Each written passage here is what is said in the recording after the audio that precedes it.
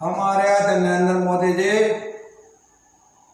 आपकी हिम्मत, आपका हौसला, आपका जुनून देखकर इस कोरोना वायरस के चलते हम 130 करोड़ हिंदुस्तानी आपको सलाम करते हैं और हम आपके साथ मिलकर इस देश की सेवा करना चाहते हैं। अगर आप हमारे को सेवा करते हो तो हमारा निवेदन है देश की सरकार से हमें थोड़ा सहयोग मिले ताकि हम अपने देश के और अपने मानव सेवा की सेवा कर सके।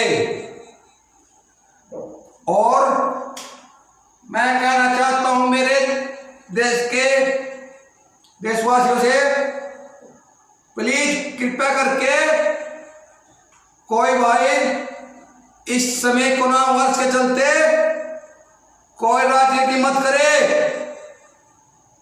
आज जोड़कर सभी से रिक्वेस्ट है दोस्तों, भाइयों और मेरे देशवासियों, मैं यही कहना चाहता हूं, यह समय राजनीति करने का नहीं है, यह समय अपने देश को बचाने का है। हिंदू मुस्लिम बंद करो, अपने देश को बचाना है बस। ये देखो कैसे बचाना है, कैसे बचेगा जब हम सारे हिंदुस्तानी एकजुट होकर इस कोरोना वायरस की लड़ाई लड़ेंगे ना, तभी ये हिंदुस्तान बच सकता है। वरना देशवासियों, मेरे भाई और बहनों, कोई चांस नहीं है, कोई उम्मीद नहीं है। तो इस समय ये समय राजनीति करने का नहीं है, ना देश को भटकाने का वक्त है। यह समय कोरोना वायरस की बीमारी से लड़ने का वक्त है। और दोस्तों, हम पढ़ते लिखते हैं किस लिए? अपने देश की रक्षा, अपने देश की सेवा, अपने समाज की सेवा करने के लिए। लेकिन आज ऐसे हालात हो गए हैं कि हमें एक होना पड़ेगा। हिंदू हो या मुस्लिम, सिख हो या ईसाई, हम सबको एकजुट होकर इस लड़ाई से लड़ना है, इसको हराना है।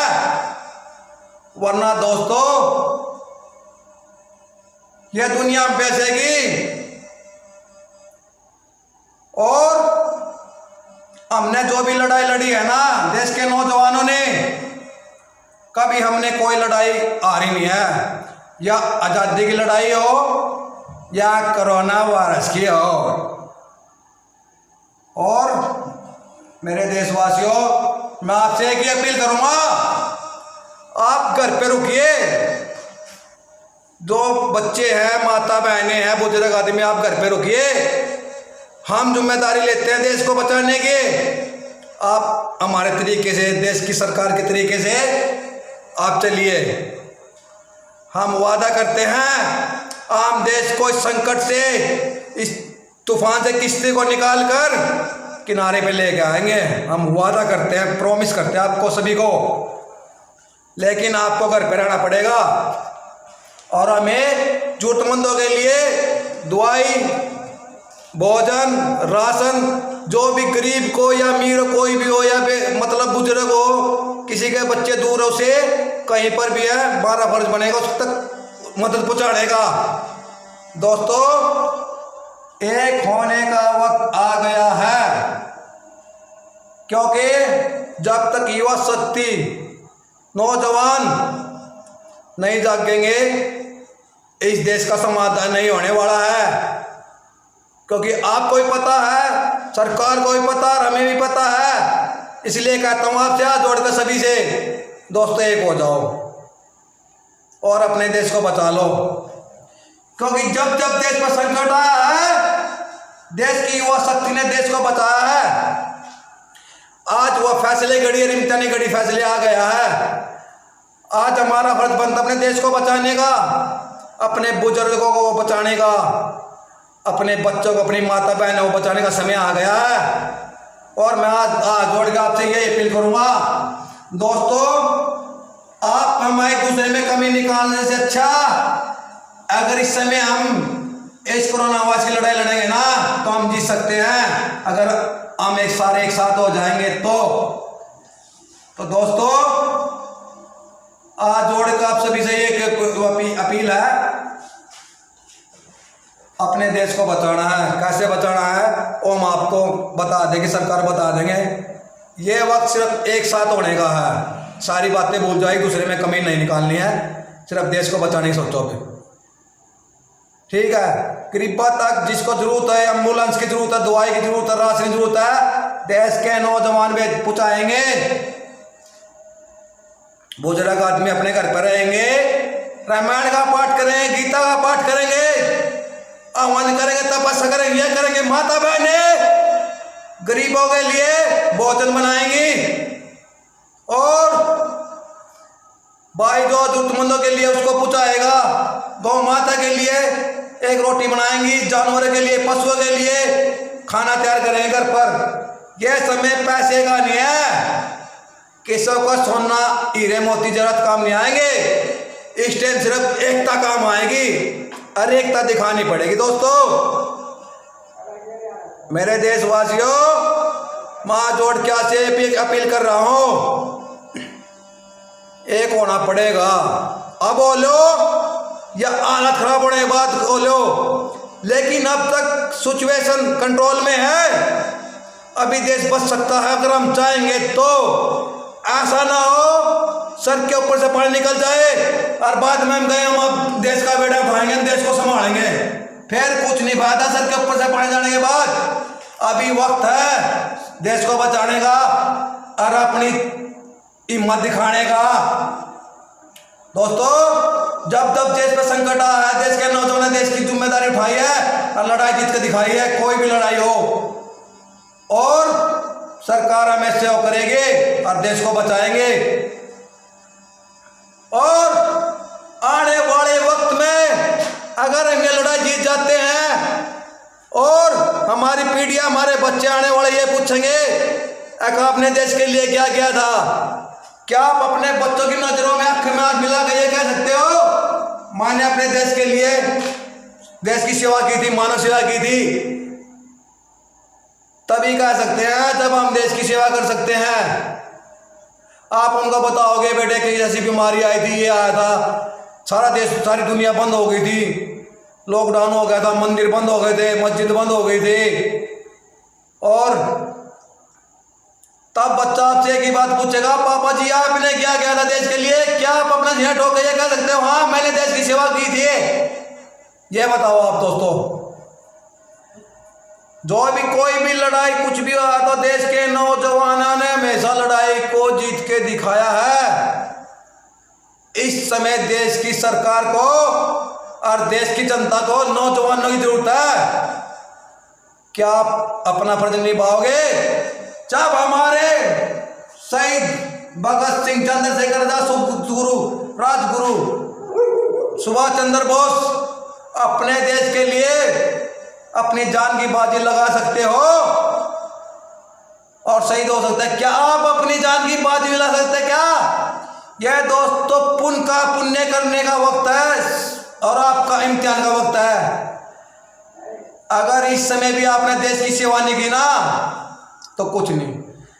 आप देखो मीडिया, पुलिसकर्मी, डॉक्टर, नर्सेज, सफाई कर्मी अपने देश को, अपने बच्चों, अपने परिवार को छोड़कर देश के लिए खड़े हैं। क्या सारी जिम्मेदारी उन्हीं की बनती है? क्या हमारी को जिम्मेदारी बनती है? नहीं। बताओ दोस्तों, आप ही बताओ, क्या आप अपने देश के लिए, क्या आप इस धरती माता के शेर हो गया? नहीं, इस मां ने शेर पैदा कर रखे हैं और वक्त आ गया है अब आपको अपनी देशभक्ति दिखाने का। सारे दुनिया अपनी देशभक्ति दिखा रहे, क्या आप नहीं दिखाओगे? क्या आप अपने देश की सेवा करना अपना फर्ज नहीं समझते क्या? हम तो समझते हैं, आपको भी समझना पड़ेगा, सबको समझना पड़ेगा, तब काम चलेगा। मेरे अकेले से या देश की सरकार से काम नहीं चलेगा।